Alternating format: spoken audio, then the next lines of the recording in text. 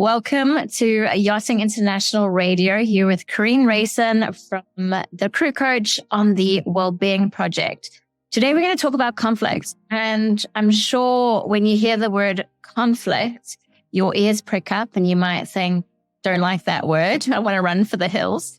But I've got Daniela with us, a chief stew on a 65 meter, and this is her 9th year in yachting.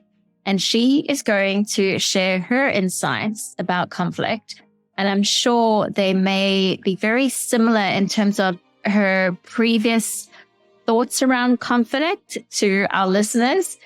But what we're going to learn is how Daniela moved on from that and how her perception of conflict has changed and why it has changed. Welcome, Daniela. Thank you, Corinne. Thank you for having me. My pleasure. So before you did so just to let everyone know, Daniela is doing the advanced leadership course with the Crew Coach, and her standout module so far has been the conflict module. So we're going to find out why. But before we do, Daniela, what was your first thought when you generally hear the word conflict? How do you respond to it? My first response would be avoid at all costs. I don't want to get involved in it. I don't want to have to deal with it. But unfortunately, in the position that I am in, you can't just run away from it. It has to be dealt with. And people expect you to deal with it as well. Okay. So what were you hoping to gain from the conflict module? Was it to be able to handle conflict with confidence, or learning specific skills and strategies to manage it? What were you after? It was probably everything that you just mentioned, because it was something that I tried to avoid it, and I didn't actually know how I was dealing with it. And in a feedback form that I had received, it just lightly touched on like conflict management could be worked on. So I started just being aware of it and became interested in this module. And as we were going through the module and looking at the tools that could help us deal with it a little bit better, as well as doing the little assessments, it gave me a much bigger insight into it and how complex it actually is and how useful these tools can be just to deal with it a little bit better. And you realize that it can be a lot easier. You just got to practice it a little bit, and it will take time. But it does I also just got a little bit more confidence into dealing with it, because I wouldn't have even know where to start. Let's reflect back on the content. There were videos there that you had to observe, analyze, and write assessments on. So that frames conflict in a different light, because I think we forget what the underlying causes of conflict are, and we just respond to what we see at the top. So probably just analyzing where the conflict is coming from, because it might not even be anything work related. It could be something happening at home, and it's just their way of dealing with it or reacting to it. So I think approaching and maybe just asking some questions just to get a bit of insight into where it might be coming from before being able to respond to it. That's really very interesting, because I think the common reaction is that it's a personal attack on me. How dare they? And then it becomes emotionally explosive. Then we forget to listen actively and really understand, as you said, what the underlying causes of conflict are. I'm curious to know, how have you applied your learning so far, and have you seen a change within your team, a change within your leadership, and how people respond to you? Well, just by kind of having these tools and realizing them, I think you unconsciously start using them. And before you realize it, you realize that you have been putting these into practice.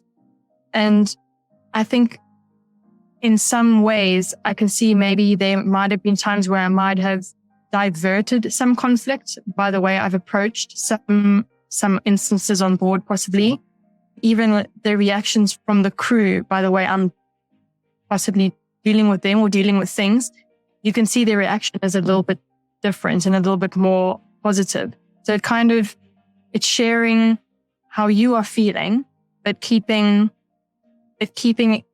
the other person's interest at heart as well. So you're also taking into consideration how they are feeling while dealing with it. So it doesn't actually end up reaching a conflict situation. You're putting the fire out before it's even starting. Interesting. And how does that make you feel, knowing that you've been able to achieve this? Amazing. It's given me the confidence to keep going and to keep improving. Yeah. So just also getting that feedback from the team and see if they feel more comfortable with the way I'm dealing with things as well. So showing a little bit of vulnerability to the team so they can see that you're trying as well to improve your leadership and to improve the environment in the team. So I think it's just a little confidence boost to continue. Excellent. I'm so pleased for you. And in terms of this course, you have to have 2 years experience in a head of department role.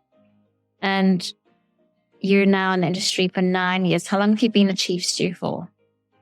This is my third year as a chief stew. 3rd year as a chief stew. Was there a defining moment where you decided, I think I need to do a leadership course? I just felt because I've been on this vessel for a while, for a few years, and I've kind of worked my way up on here. So I haven't had, and I've only been in a couple of boats before. So I haven't worked with too many different leaders in the yachting industry. So I felt that I just wanted to improve those skills. And because I've been on a vessel for quite a few years, you just kind of want a new insight and to also just interact with a few other inspiring leaders just to get some new ideas and just refresh my knowledge and also bring hopefully a breath of fresh air into my team. That's so nice. So last question for you. This is a leadership course for super yacht crew. Can you use what you've learned land-based? Absolutely.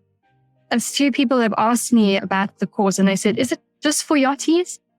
And I said, well, it's offered to yachties, but I think that this course can be used on land. Definitely. There's no module that's just specific to the yachting industry. I think it's relevant all around. I can definitely use all these tools on land and in my everyday life, really. Daniela, thank you so much for your time and sharing your insights and learnings. I'm sure it will inspire our fellow listeners, but also get them to start thinking about conflict and maybe having the confidence to learn some conflict management skills. So thank you again. No, thank you, Corinne. Thank you for offering such a great course as well. I find this course incredibly interactive and completely relevant and reflective as well. So it's not just someone standing in front of a projector and just telling you how to be a good leader. It's actually yourself and how you can improve and how you deal with things that I think this sets it apart from other leadership courses that I've looked into doing. So thank you very much for offering this amazing course as well. Oh, my pleasure. And it's interesting because something's come up for me because I had a student that did their interview, I think for this intake actually, and then she went with another training provider, reason being this is an expensive course and she didn't think that was going to pay for it. But now she's come back and she's realized she's not really applying what she's learned. And she really wants to be able to facilitate workshops with her team as well. It's a passion of hers and she doesn't have the skill set to be able to do so. In terms of the cost of the course and making that decision, how were you able to arrive at the decision to make such a big investment in yourself? Because I just think it is just so important. It's number one, it's how you value yourself and what you want to bring. and how you want to lead a team. I think it's mostly for yourself. But if you can start again. So I'm making more work for you editing this. In terms of the cost of the course, it can be expensive, but I think it's worth it. From what I've learned and the amount of time that you spend on it and all the coaching calls and the interaction that you have with other leaders, and you can bounce ideas off each other. And then you're also networking as well. And after this course, you've got people that you can be in contact with. And if maybe you're stuck with something as a leader, they can definitely resonate with you and they can help you out and vice versa. So I think investment in yourself is just very important anyway. And to be a better leader, it's only for yourself. And if you can inspire a team to do the same, I think that investment goes so much further. You can kind of leave a legacy behind, hopefully. Yeah, absolutely. It has a ripple effect, doesn't it? Especially if you're not going to stay in the industry forever. Amazing to know that you have touched, your fellow team's lives and given them a taste of what inspirational, transformational leadership actually looks like. And they've got something to strive towards. I think, we've all experienced toxic or poor leadership, and it's so disheartening. And if we want to make our industry a better place, then I think that's the first place to start, is with yourself. Absolutely. Especially, I think, in the yachting industry, because it is different than land-based environments, because it's sometimes, I think I think we all know it can be very toxic. But the management there's some people in high positions that just don't have the experience, or they just get their tickets and they can drive a boat, for instance, or they've been on board for a long time. So they've just worked their way up to a position. Daniela, thanks again for your time. And I look forward to wrapping up the course with you. We've only got a few weeks left. We've spent almost 3 months together. And as you said, what a beautiful community that we've created within this leadership course. So thank you so much again. Thank you so much, Karine.